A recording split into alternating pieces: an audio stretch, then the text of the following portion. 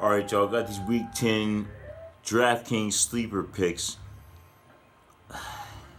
It's. I don't even know what to say. Let's just get into it.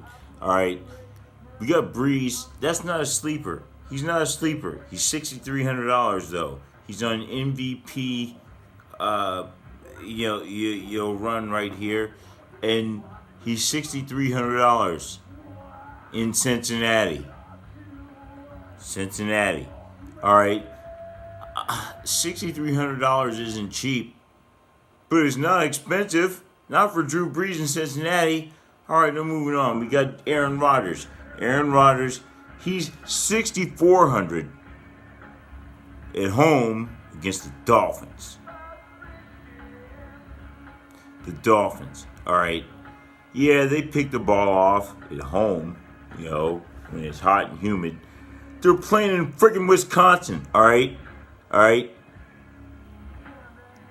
Aaron Rodgers, $6,400 steal against the Dolphins. Now, also Phillip Rivers playing against who? The Raiders in Oakland. I'd be surprised if he doesn't light it up. For $6,000, that's a steal. Phillip Rivers is a steal in Oakland. Now, at the same time, because the Raiders aren't going to really do anything, and they're going to abandon the run game pretty quickly, in my opinion, because the Chargers are probably going to run up the score, then Carr will be throwing the ball all day long. And so for $4,700, hey, man, if you're running a lineup that's, running back heavy, and you just need to throw some quarterback in there that's cheap and you can get you a decent amount of points, Derek Carr is $4,700. That's how bad it's gotten for the Raiders. All right. So at the same time, we got Mitchell Trubisky. He's $5,600. Not really cheap, but he's cheap enough against Detroit. They're decent against the pass, but they're playing in Chicago. He should be able to get that done. You got Josh Rosen's only $4,800. Hey, if you're desperate, you got $4,800 to spend, and you don't like Derek Carr for $4,700, you can pick up Josh Rosen, and he's playing in Kansas City. Kansas City's proven, two things this year: they can score on anybody, and they can give up points against anybody. Now we're gonna move on next to Austin Eckler playing in Oakland with the Chargers. Eckler, I think the Chargers are really going to have their way in Oakland. John Gruden hasn't shown that he's really trying to win, so I expect the Chargers to win big. And Melvin Gordon, yeah, he's a great pick too, but he's $9,000 or so. So if we're looking for sleeper picks, Eckler is probably going to get a decent amount of carries too, because I expect the Chargers to win big. Now, next, we're going to go with Marlon Mack. Marlon Mack playing with Colts, playing against Jacksonville. Now, here's the thing with Jacksonville. Their defense is just not quite what it's been last year. They're still decent against the pass, but they got problems against the run. Now, I expect Marlon Mack, because the Colts have been showing recently they want to hand him the ball, around 20 times a game or so. He's going to have his way with this defense at home on the artificial surface, and playing against Jacksonville, struggle against the run this year. So next we've got Tyreek Cohen, and also there is Howard. Now, Howard's technically a starter. He's going to get the carries underneath for $4,700. I think that Howard's going to be a decent pick against the Lions. But at the same time, Cohen, Trubisky's done his thing, but Cohen for $5,500, he's a good play as well. All right, so that's kind of your choice to take there. It's hard to pick these dual back systems because you never know who's really going to get the ball. but I predict that Howard will get the ball for $4,700. A little bit more over Cohen because the Detroit struggles against the run. Now we got Coleman with the Falcons, and they're playing against the Browns in Cleveland. He's $5,400. He's going to run the ball out of the backfield, and he's going to catch the ball out of the backfield. So the Browns showing that they have a weak defense, and Atlanta's offense has been picking up steam week after week. I think it's a pretty good play for $5,400. Now here's another one, Dion Lewis. Dion Lewis playing with the Titans is playing his old team, the Patriots, in Tennessee, in Nashville. Now, on top of that, the head coach of the Titans is Mike Vrabel, Super Bowl winning linebacker, formerly with the Patriots under Bill Belichick. So, we got a lot of Patriots in Tennessee, just like there's a lot of Patriots in Houston. So, and a lot of Patriots in Detroit. So they're going to have a little bit of knowledge, a little bit of advantage. Doesn't always mean they're going to win, but I think they will be able to find some cracks in that New England defense, who's been a little bit weak this year.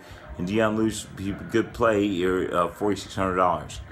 Now I've got next we've got Duke Johnson, and I've got Nick Chubb. Now Nick Chubb is solid. Greg Williams has shown that he's going to run the ball. Atlanta's defense is a little bit weak against run, but I think that Duke Johnson will probably be a little bit better of a play in this one. Greg Williams is going to favor the defense, which means that he's going to be conservative on offense. And Duke Johnson is liable to catch several balls out of the backfield at home against the Atlanta Falcons. So for $4,700, I think he's probably likely to outperform that $4,700 price. Now we've got in wide receiver Amari Cooper. Amari Cooper, the Cowboys brought him in for a reason. The DraftKings has him priced at $5,000 against the Eagles. Cowboys are going to have a tough time running the ball in this one. So I think they're going to have to go to the air. And if they're going to the air, they're going to Amari Cooper. They get a round one pick for him. So why not? At the same time, Cole Beasley is $4,300. And you got $4,300 instead of $5,000. Go with Cole Beasley. I think both those guys are going to outperform those numbers that they're priced at. Now, we also have Jordy Nelson. I don't really like Jordy Nelson, to tell you the truth, because I'm a Raider fan, and at this point, I really don't expect the Raiders to do anything but lose. But he's only $3,800. Can you imagine that? Jordy Nelson is $3,800. I mean, so I don't want to bring up any references to old days, but that's really underestimated the price, and so he might outperform that price at $3,800. I'm not going to say he's going to blow up and get 40 points or anything, but for $3,800, you might want to consider him. Same thing, we got Terrell Pryor. They were home against Buffalo, and he's kind of a forgotten guy, but Terrell Pryor, $3,000. He's still a baller. He's a football player. I mean, some guys are football players. No matter what position they play, they're just football players. So for $3,000 at bare minimum, you need to make your lineup work. Terrell Pryor's not really a bad choice in that one there, because I still think that's extremely undervalued. It should be at least be $3,500 or something. But anyway.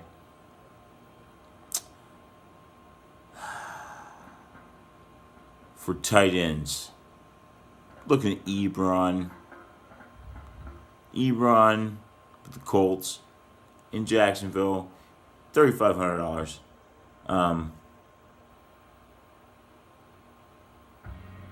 Now, most people say Jack Doyle's back.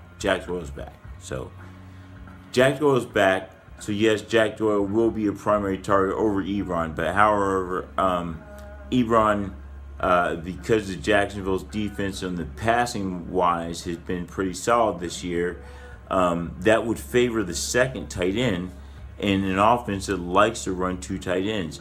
Luck likes to run two tight ends. Manning likes to run two tight ends. They've been running two tight ends in Indianapolis for like the past 20 years or so. So Ebron is still a viable option there at $3,500. Now, at the same time, Antonio Gates against the Raiders, $2,600. He's not in every down, but they know that he loves to score touchdowns against the Raiders. I know that. You know it. The American people know it. Everybody knows it. So, Antonio Gates for $2,600. If you need a cheap guy, it's not a bad choice. Now, also, you got Ben Watson with the Saints playing here against in Cincinnati against the Bengals, $3,400. So once again, he's probably going to perform that $3,400 because they're playing against the Bengals. This is probably going to be a shootout. Drew Brees is on an MVP run, as I said earlier, and they're probably going to score a lot of points, but I think Ben Watson's going to get a lot of yards. So as far as defenses go here now, and also I don't want to leave him out here. I kind of missed him. Cordero Patterson at $4,000. He's a dual threat. The Patriots have decided they're just not afraid to play Madden on this one, and they're going to stick their wide receiver at running back. And for $4,000, you guys got a guy's a running back and a wide receiver. It's hard to overlook them. Now on defense, I only think there's a couple of defenses that are priced a little bit wrongly. Now the Philly defense is at home against Dallas. They're $2,900. I think a little bit too cheap. I think Dak Prescott may throw a couple of picks. Elliott is not going to do too well, in my opinion. He'll do a little bit, but I don't think he's going to have a great game against this Eagle defense. I really don't. So I think the Eagle defense is a little bit underpriced there at $2,700. And then we also have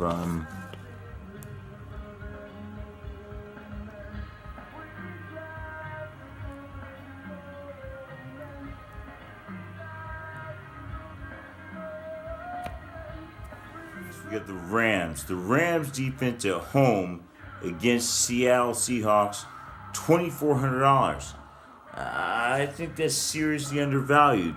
I mean, Seattle is a decent team right now, but the Rams coming off that loss, playing New Orleans, I think they're really going to be out for blood, and I think that the Rams are probably going to have their way with the Seattle Seahawks, and the defense is probably going to have Russell Wilson running his ass off. So I'm going to go with the Rams defense, $2,400. That's a steal.